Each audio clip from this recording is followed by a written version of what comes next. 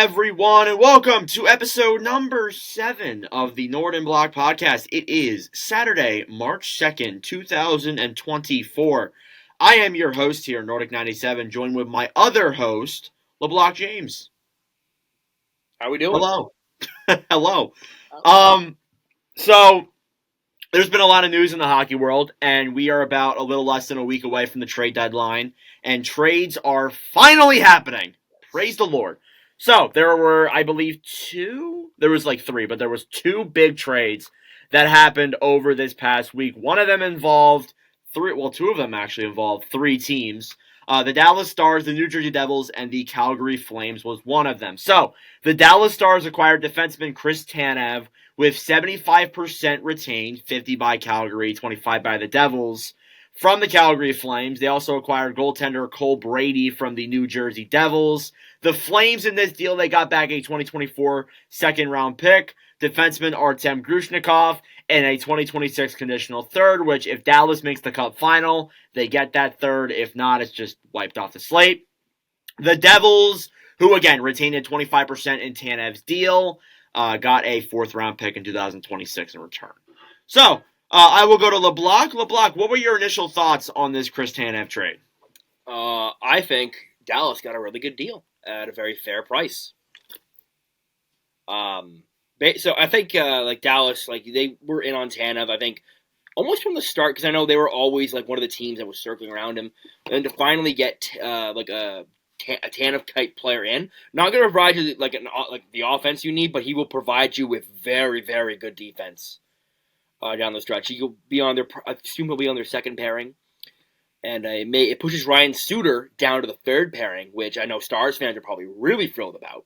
Oh, I'm sure. Yes. And Calgary, I know Calgary wanted a second and a prospect, and they got a second and a prospect. So if you're Calgary, you got to be happy with that right now. Yeah, I agree. I'll start with Calgary since you started with Dallas this time.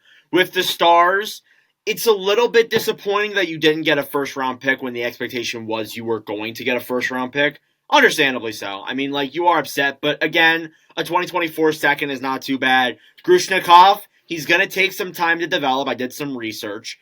He looks like a guy who is still going to take maybe 1 to 2 more years before you see him legitimately in the NHL, but looks like a solid defensive defenseman in his early development so far. And then the conditional third is the conditional third. We'll see what happens with that. Getting a guy like Chris Tanev, especially for 75% retained, which is, for those who can't do math, 25% off what his contract is. So that is really good for Dallas. Getting a guy who they missed in the playoffs. A guy like Tanev is someone that Dallas really needed in last year's playoffs. A guy who can block shots, lay his body on the line for you. This is a great deal for Dallas, and I think that this could be one of the deals where, looking back, if Dallas wins the Stanley Cup or even makes the final, this could be the deal that we look at and say, yeah, that's what made them do this all. And then the Devils, they moved Cole Brady. It looked like he was a guy, from what I could gather, is just more or less a guy who didn't want to sign with the Devils. Doesn't really look like he wants to sign at all. He's a backup for UMass, doesn't have that great of stats. So I guess that's why he went to Dallas. His rights, he's not signed. And then the Devils, they just retained 25%. They get a 4th-round pick. I'm not really too sure. They just were the third party in this deal. So if you had to give grades out to these 3 teams, what would your grades be? Start with the Devils, because the Devils are the Devils got, what was it, conditional third? 2026 4th. 4 for retaining, and you get rid of a guy who doesn't want to sign with you. I think that's a solid B. Yeah, they didn't do much, so I agree. I'll give them a B too. For Calgary, Calgary, I'm gonna give Calgary. I think Calgary did well. I'm gonna give them a B plus. I don't think they could have done. They could have gotten more for him. I think if they waited a little longer, but it's still a solid return, so it's a B plus. Yeah, I gave them a C+. I know that might be a little bit too harsh, might be a little bit too low. It's not a horrible return by any means. A second-round pick's still good, but when you think about it, it's going to be a high second, or is it a low second? It's going to be towards the end of the second round is what I'm trying to say. And then, as well as that too, Grushnikov still a few years away from development. It is not a bad return, but it's disappointing considering the fact that the first-round pick was the rumor or the price for guy like Tanev. And finally, Dallas. What is your grade for Dallas on this deal? A. Yeah, I gave him an A plus. I agree. I think they did very well in this deal. The other trade involved the Anaheim Ducks, the Toronto Maple Leafs, and the Carolina Hurricanes. Now, if you're thinking to yourself, I've seen Ilya Lybushkin in a Leafs jersey before, you're right, because he was in that 2 years ago.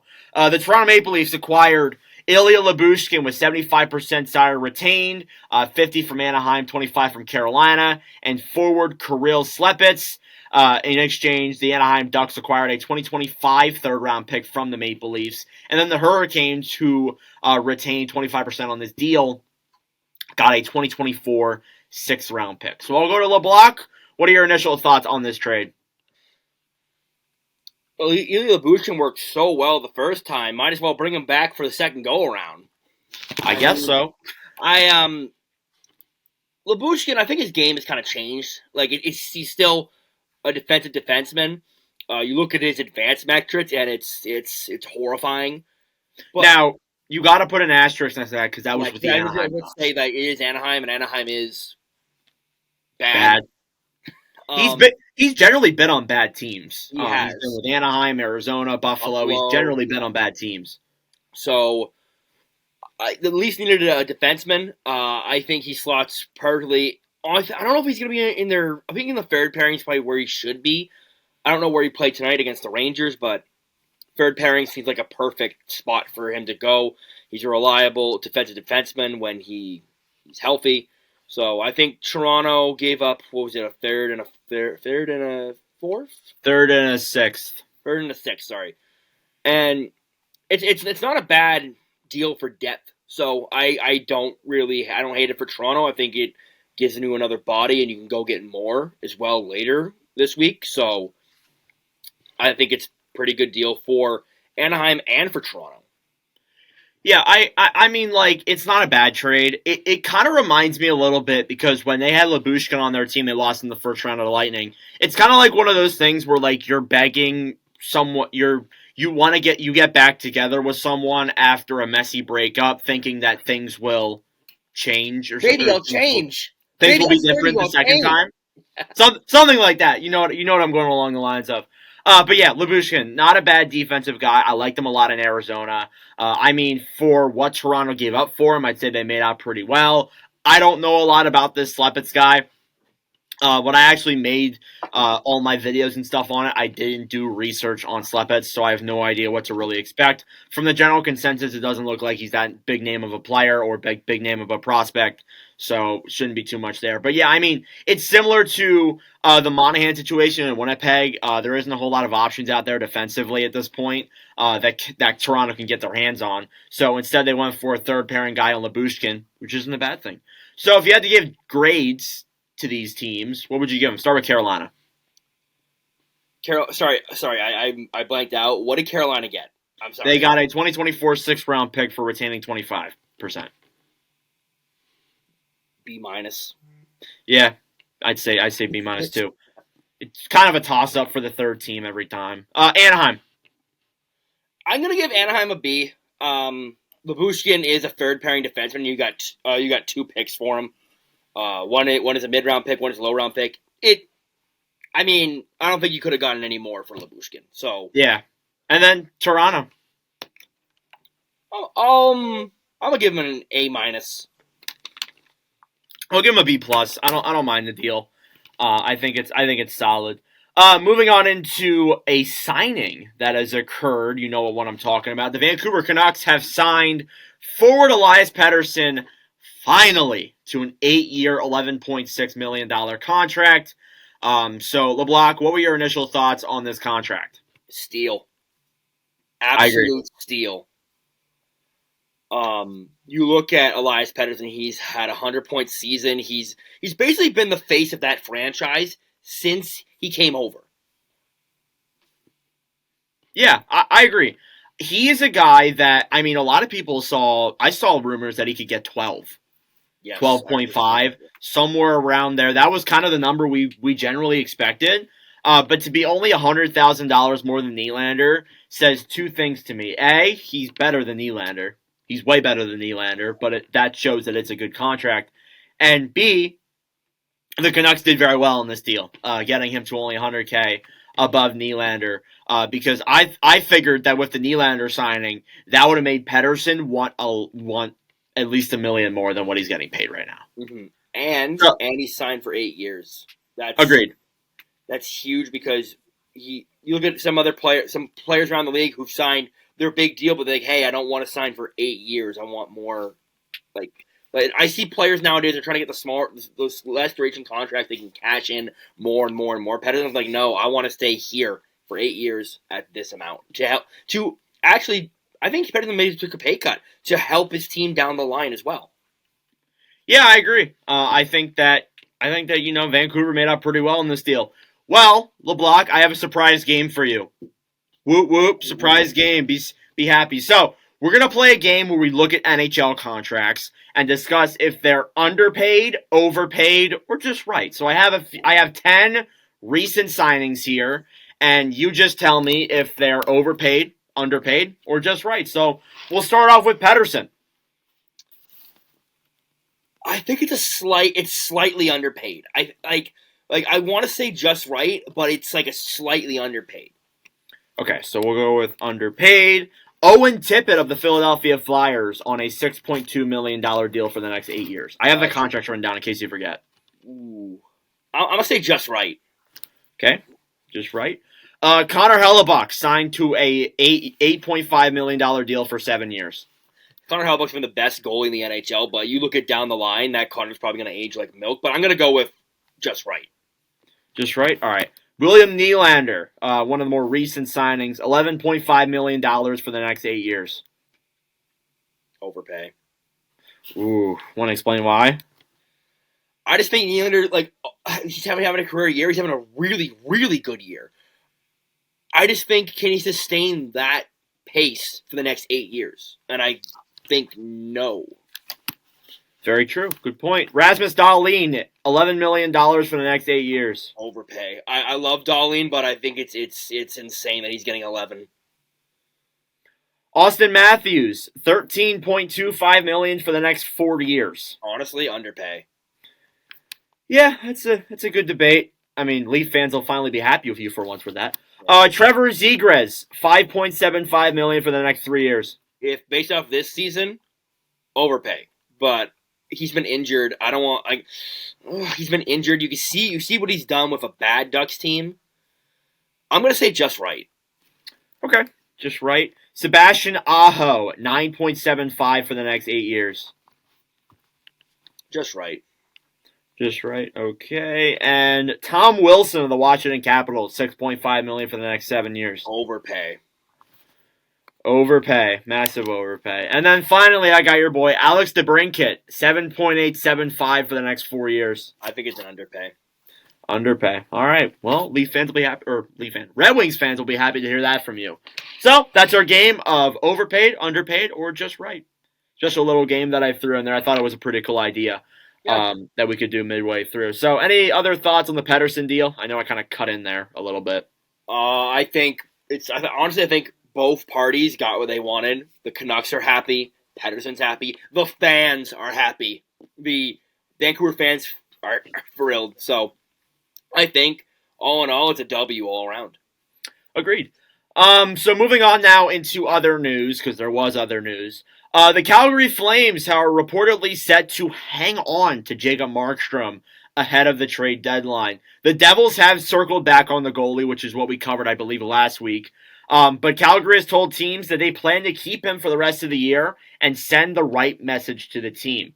The 34-year-old still has 2 more seasons under contract. He has a .914 and a 2.56 in 37 games played this season. I've seen some reports that Jacob Markstrom's upset with the fact that he's not getting traded now, and I've seen some reports that players on the team would be upset if Jacob Markstrom got traded. So, LeBlock, whether or not the Flames trade him, do you think the Flames should or should not?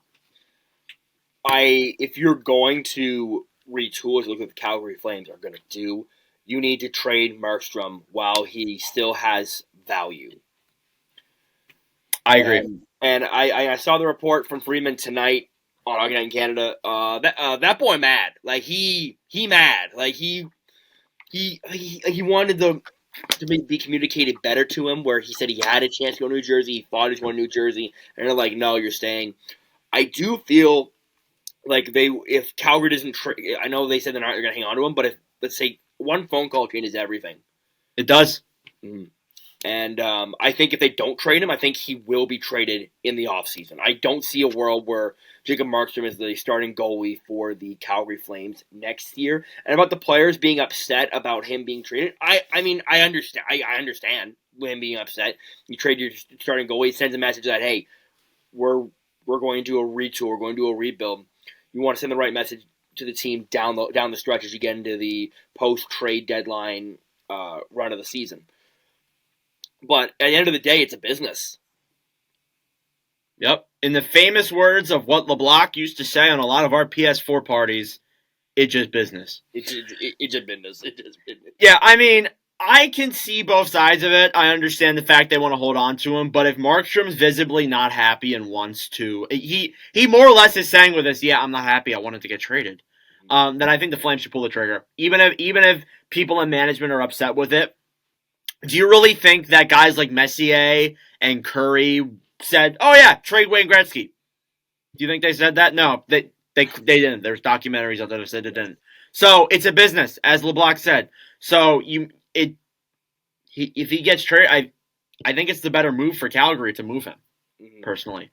In other news, Mark Stone is out for the regular season for the Vegas Golden Knights, and if you think that the Vegas Golden Knights are going to use the LTIR loophole, you're right, because people have come out and said that you can be certain that Kelly McCrimmon will utilize his cap space. He's questionable for the playoffs. I don't really know what that means. He'll probably come back like second round. I mean, because we're only a month away from the playoffs, essentially. About a month. So yeah. We'll see. Yeah, it's crazy to think, but we'll see what happens there. But LeBlanc, any thoughts on the LTIR loophole? And why is it Vegas? Why am I not surprised? No, Mark Stone getting injured. I swear I don't think Mark Stone's actually played a full 82 games. Not for a while. I know in Ottawa he never had an 82 game season. Then probably not, to be honest with you. So I think we should do this. You need to take. You know what? Have you ever seen RoboCop? Just take RoboCop with Mark Stone. We can rebuild him. We have the technology. Robo Stone. Yeah, exactly, Robo Stone. Or we just build it. We just repair him with stone. How about that? He'd be a great shot blocker. For sure. Yeah. But getting back to reality, it sucks for Vegas. Mark Stone's their leader. Mark Stone's, their guy. They take him to battle every night. It sucks to see him getting injured so often. Vegas will use the cap space loophole, and as they should, because it's in the CBA. It's not illegal. It's not cheating. So I feel like with the new CBA, this loophole will be fixed. But as for now, they're going to use it, and they should go out and acquire another high-impact winger. I agree. I think they will be very active in the next couple of days. Jake Gensel, how about it? Anywho, I don't blame Vegas for doing it. I mean, if the Flyers, let's say Couturier got injured and they had how much money they had in LTIR space, and they said they were going to utilize it, I wouldn't be mad. Let's say if Brady Tkachuk was injured and the amount of money he had was for cap space, the Sens would use their money too. It's just the way the CBA is. It's the way the loophole is. And I mean, if it were our favorite teams, we wouldn't complain. So that's why I don't complain for it being Vegas. It is ironic that it's Vegas, I guess, but they're not at fault for using it. And finally, the final piece of news here that I have: the Washington Capitals have placed forward Evgeny Kuznetsov on waivers as of today. This comes after the day he was released from the PA assistance program. First off, LeBlanc, do you think he gets claimed? No. Yeah, no. I will bet my life savings of $24 on him not getting claimed. Yeah, I mean, it's going to be weird to see him in Hershey, a guy like Kuznetsov in the American Hockey League. But I think it's gonna be good for him because It will be good for him. I agree. yeah, he needs to get back to even if he dominates the AHL, it's good to get back to him playing and him playing at his play in the NHL the past 2 years has been very subpar. Yeah, so it's good to it'll be good to see him try and develop here a little bit and get back to what he was in the AHL. But obviously, he's been around for a long time, so it just might be part of his unfortunate regress. So, anywho's But moving on I'm now. gonna say one more thing actually. Oh, sorry. I think those two parties just need a divorce. Like they just need a full on divorce. I know Kuznetsov wants out. His agent wants him out.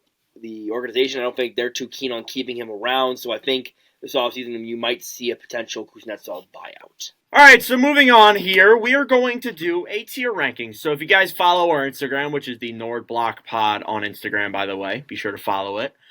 We did something where we tier ranked teams. It was originally going to upload on an episode that ended up being corrupt, and we just never uploaded it. But we still uploaded the graphics just because why not? But anyways, today, me and LeBlock are going to make a joint tier list of trade deadline related players. So we do have some players in here who have already been traded. We'll move those guys into the columns respectively, obviously. But we have 5 columns here. We have already traded, which is pretty self-explanatory. We have won't be traded. We have if the offer is right, ... We have might be traded, and then we have will be traded. So we'll get straight into it here. We have Brandon Tanev. We have Chris Tanev, who has already been traded, unless LeBlanc thinks he's going to get traded again. I wouldn't think so. First player starts with a bang, Jake Gensel. So, LeBlanc, do you think Jake Gensel is going to get traded or no? I think he might be traded. I don't think it's 100%. Yeah, I think so too. That's a weird one with me because I don't want to go all out and say that, yeah, he will get traded. But with this, I do think that there's a solid chance that he does get traded. So I'm going to put him in might be traded. I agree with you there. Adam Henrique, there's been a lot of traction in Henrique the last couple of days. Adam Henrique will be traded. Okay. Vladimir Tarasenko. Tarasenko is hard because, like, you see in the reports how he loves Ottawa. He wants to stay, but he also wants to extend with a contending team. Like, it's hard to say, but I think from a business standpoint, I think Tarasenko will be traded. Will be traded. More? Do you think he will be more or less than Henrique? I put Henrique over Tarasenko. Henrique's a center, so. Okay. Elias Lindholm has been traded. Pavel Buchnevich. We've seen some traction with Buchnevich the last couple of days. If the offer is right. I agree. That's one of those players where if the offer is right, then he will be traded, but it's not likely. Sean Walker. I'm going to let you take the wheel on this one. Okay. I would say, I think with the offers that I've been hearing the last couple of days, I don't really know. They've been working on a contract. It looks like they're kind of close. Not really, but kind of close. So I don't really know what to expect. I'm going to put him in might be traded. I think that, like, if they can't work out a contract with him, then they will. But there's no rush here for Philadelphia. They're in a playoff spot. They're playing well. It's just a matter of what exactly could you get back in return for a guy like Walker. Jacob Chychrun. If the offer is right, they'll trade Chychrun. They're not going to trade him for scraps. He has a term. I don't see the Sens parting with him unless it's something that you could pry. Like, you need to be able to pry him from Ottawa. Ottawa's not going to be like, oh yeah, I'll give you this first and this prospect. Like, kick rocks. It's gonna take more than that, especially for a guy that they acquired to be for the future. Like a year ago, yeah. So I think it's gonna be if the offer has to be right. Alex Carrier, if you don't know who that is. I know who Carrier is. I'm gonna put Carrier in might be traded because Nashville's on a heater right now. Like there was a thing that a few days ago there was reportedly steam picking up on Oilers and Nashville involving Carrier. So maybe that happens. Nick Dowd. Ooh. Might be traded. Okay, he's another guy that if Washington decides to sell, there's a chance, but I'm not really sure. Ilya Lybushkin has already been traded. Already traded, yeah. Riley Smith, the other Pittsburgh Penguin. I think Smith will be traded. There's been a lot of interest. I agree. I do think he will be traded. Here's an interesting one: Tyler Toffoli. Toffoli's weird because the Devils, like, like there's been extension talks. But I honestly think Toffoli won't be traded. I don't really think so either. I think that the Devils are going to try and stick into a playoff spot to the end, and I don't think they're going to move assets to sell. I doubt it, unless Toffoli comes out and says, "I want to go to a team that's solidly in a playoff spot." Anthony Mantha. Mantha's weird because Mantha has a bad. I think he only has 1 year left on his deal, right? 1 year and I believe like $5.6 million. He's a guy who's actually been not terrible this year. He has almost 20 goals, which is not that bad for bad this year, but yeah.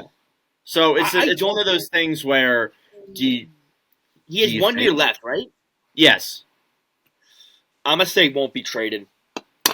Yeah, I don't know. I don't think anyone's gonna want to take on that money. Yeah. That is what? Okay, all right. That is Joel Edmondson, by the way, if you couldn't tell. I don't think he'll be traded. Me neither. I don't see it. Nick Seeler. I will take the wheel with this one. All right. I think he will be traded. I kind of do think, though, that if Seeler gets traded, Walker will get traded, but I feel like Seeler is a better chance of getting traded because Seeler reportedly wants more than $3 million, and I'm not paying a third-pairing defensive defenseman $3 million. That is, no. And like, watching Seeler does a lot of good things for the defense. Like he blocks shots. He's good. He's good on defense. But $3 million for a third pairing is not great.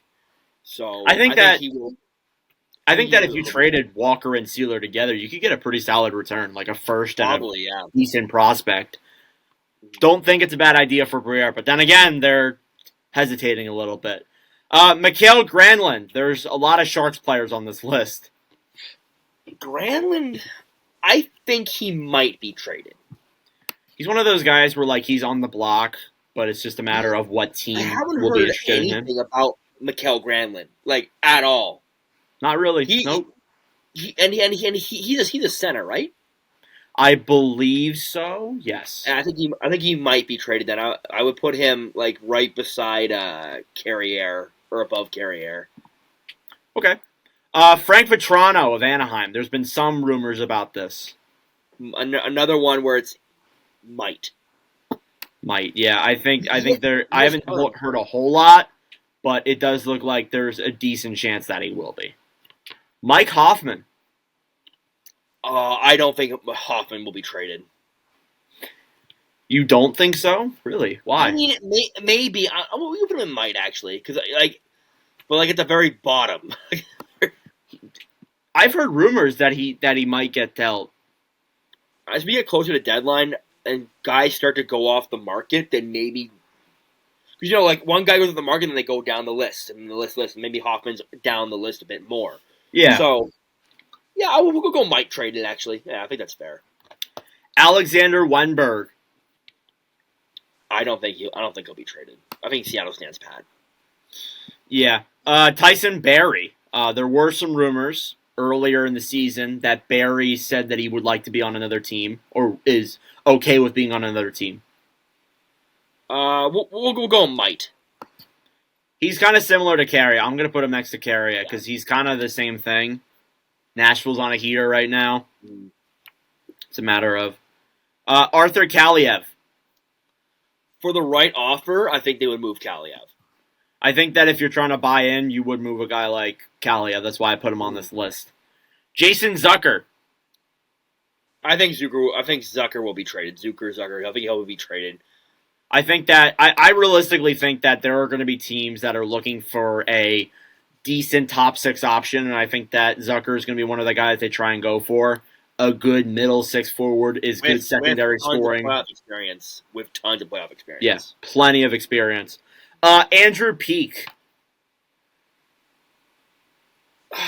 Yeah. Maybe. Yeah, maybe. We'll go maybe.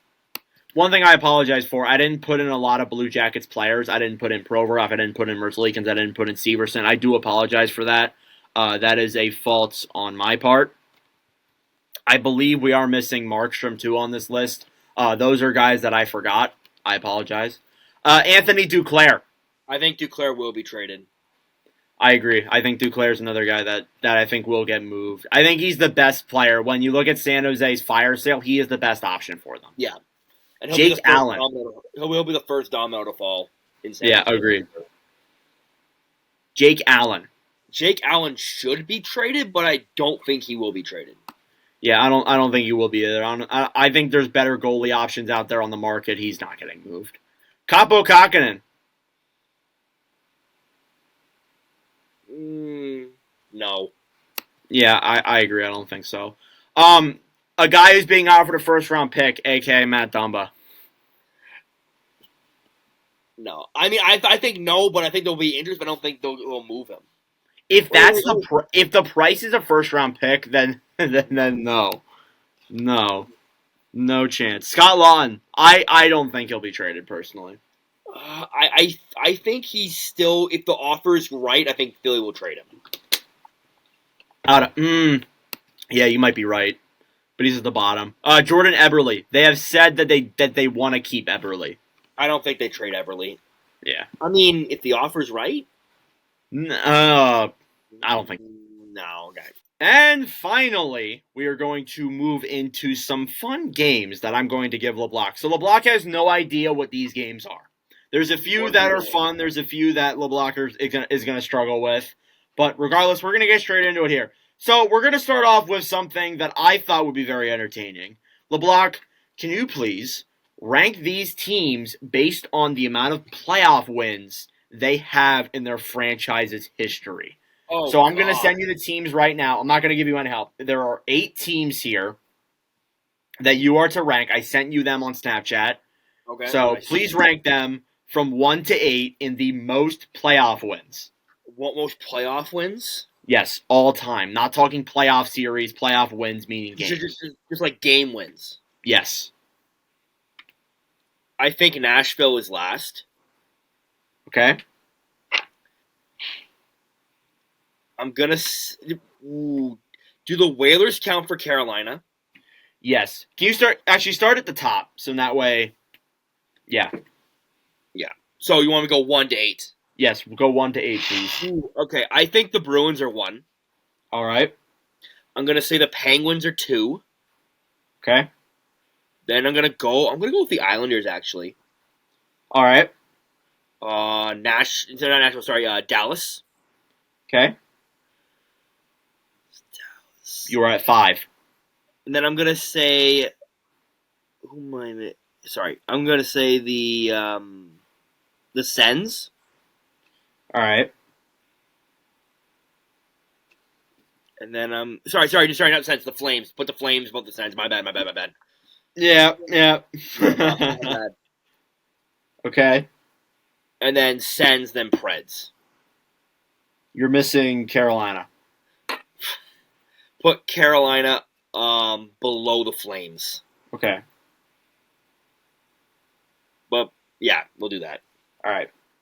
So your order is Bruins, Penguins, Islanders, Dallas, Flames, Carolina, Senators, Predators. Yes. Okay. All right. So you got number 1 right, Boston Bruins with 338. That should be a very obvious one. I gave you an easy one for that pick because they were the only original 6 team. You got number 2 right, Pittsburgh Penguins are indeed at 212 playoff wins. And then you got it wrong. Islanders, you had at 3. The Stars were at 3 with 198.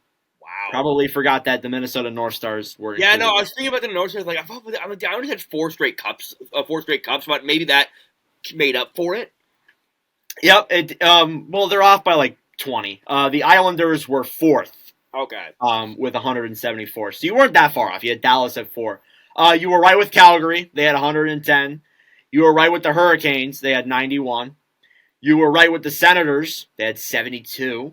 Okay. And you were right with the Predators. They had 54. So you did pretty solid. 7 out of 8, not too bad. Or I guess 6 out of 8. 6 out of 8, yeah. I Because got you two got mixed 2 of up. them But wrong technically. But still, not that bad, comparatively speaking, to what other people get for those kind of things. So, for our next game, I'm going to ask you which teams in NHL history do not have a 1,000 point score in their franchise.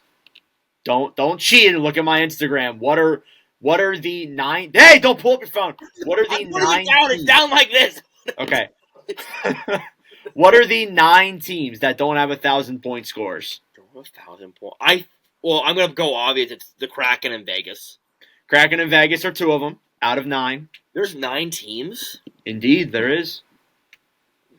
No, I know they have one. I know for sure Vancouver has one. Columbus. Columbus is on that list. 3 out of 9. You're a third of the way there.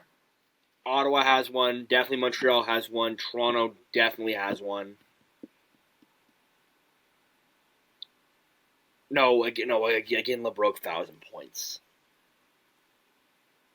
Is it like for the franchise? Like the franchises like played with the franchise? Yes. Okay. Los Angeles. Nope. Los Angeles does have 1,000. Los Angeles has plenty of 1,000 point scores. Nice. Marcel Dion, Robitaille, they got plenty. Florida.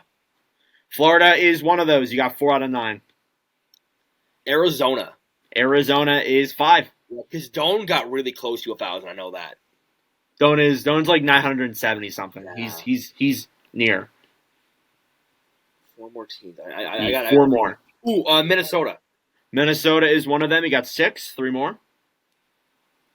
Nashville. Nashville's one of them. That's 7. There's 2 more. No, there's no way. This is a shot in the dark, and I think it's wrong. But the Rangers. No, they have one. They have plenty. They got some. The Hurricanes. Nope, they have 1,000 points via probably Hartford too. Probably. No, they have tons. St. Louis. Nope, they have 1,000 point score. Look at the jerseys on my wall real quick. He's cheating. No, that's not cheating. The New Jets. The New Jets is correct. Yes, that's 8 of the 9. You got 1 more. Oof.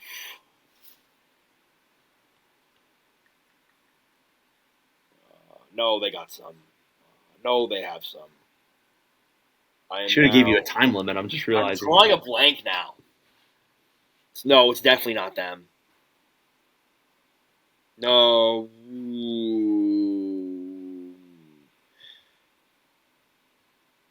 I mean, I request a hint. Yes, they are a Canadian team. That's Really? actually a really good hit. Indeed, they are. Yeah. Is it Vancouver? No, I said Vancouver does have one, I believe. Yeah, no, that was my first, it's not.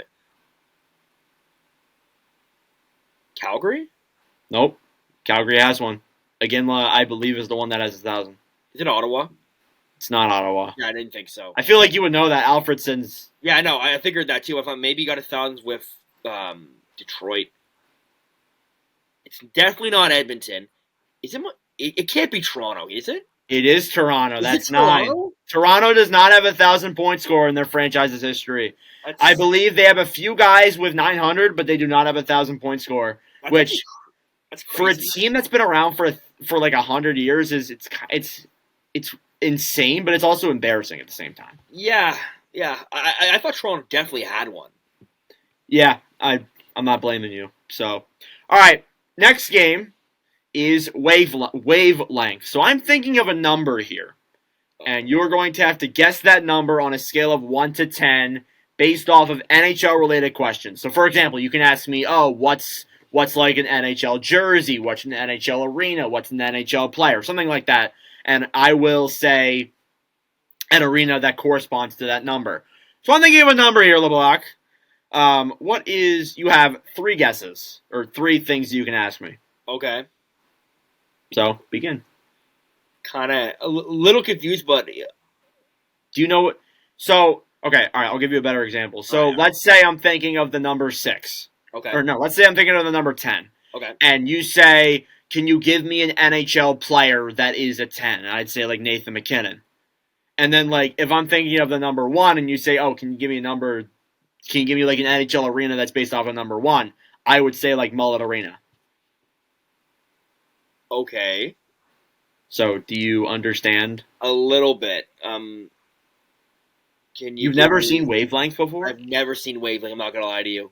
Wow. That's kind of surprising. I guess you can give it a shot. So just ask me some questions.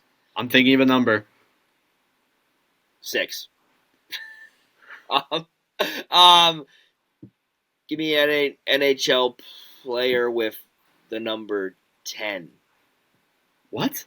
I don't know. Like No, I am okay. So I am thinking of it. All right, we're gonna re-explain it because Alright. LeBlanc doesn't understand.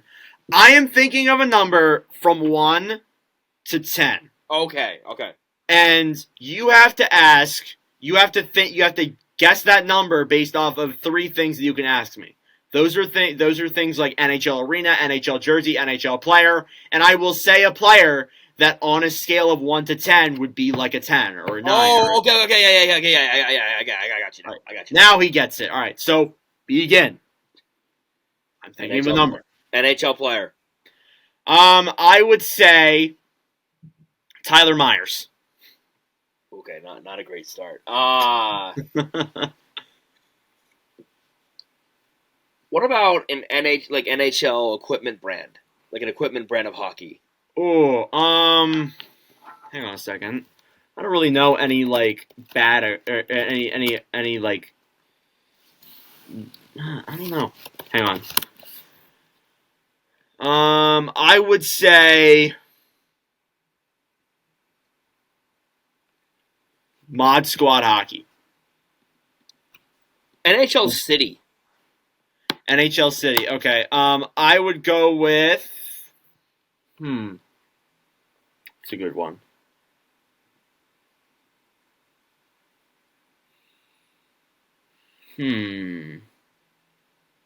Columbus. All right. So that's it. What is the number that I'm thinking of? 2. You're 1 off. I was guessing 3.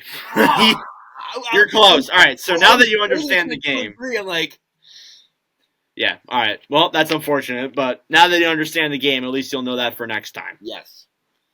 And then finally, my final game that I have for you is guess a player. So I'm thinking of a player, and you have 5 questions. I don't know why I put up 10. You have 5 questions to ask me. You can ask, like, oh, does this player play on, like, the Metropolitan Division, or does this player play in the Eastern Conference? Like, questions like that. And then, you'll narrow down the team, I guess. Or you can just say, is this player a forward? Is this player Canadian? You get it? Yeah. Okay, all right. So I do it with my Nordcast, but I thought it'd be a cool idea to do it with you.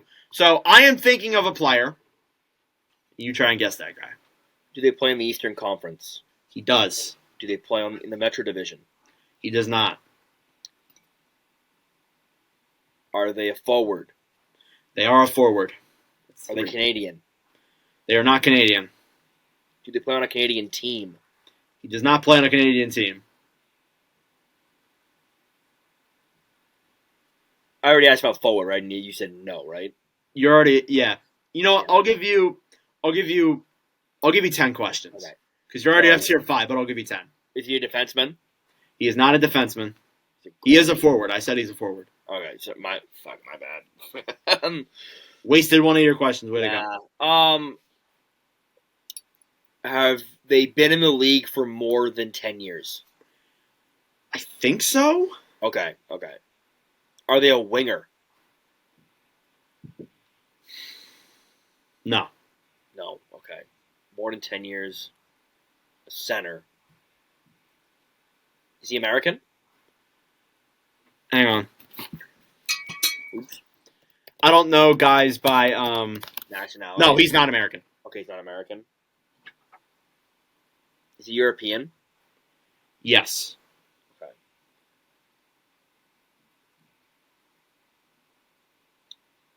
Do they play for the Boston Bruins? No. Okay. Now you got to guess your player. Final guess. More than 10 years. Not American. European. European center.